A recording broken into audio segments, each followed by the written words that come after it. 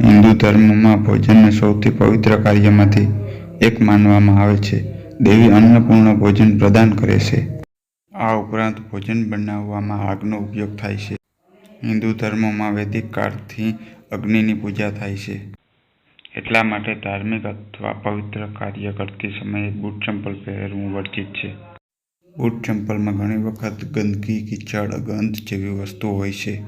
આનાથી તમારા ભોજનમાં બેક્ટેરિયા પેદા થાય છે જે તમને બીમાર કરી શકે છે. એવામાં બૂટ ચંપલ પહેરવું શાસ્ત્રની દ્રષ્ટિએ સારું નથી. હિન્દુ ધર્મમાં અન્ન અને અગ્નિને પવિત્ર માનવામાં આવે છે. બંને મનુષ્યની ભૂખ સંતોષે છે. જો તમે જૂતા અને ચંપલ પહેરીને ભોજન કરો છો તો તમારે નકારાત્મકતાનો સામનો કરવો પડે છે. દેવી અન્નપૂર્ણા પણ ગુસ્સે થાય છે. આ ધાર્મિક કારણથી રસોડામાં ચંપલ પહેરવાની મનાઈ છે. જમવા બેસતા પહેલા હંમેશા હાથ પગ ધોવા જોઈએ. પથારી પર બેસીને ક્યારેય ખોરાક ન લેવો, જેના કારણે માતા અન્નપૂર્ણા અને દેવી લક્ષ્મી દુઃખી થઈ જાય છે.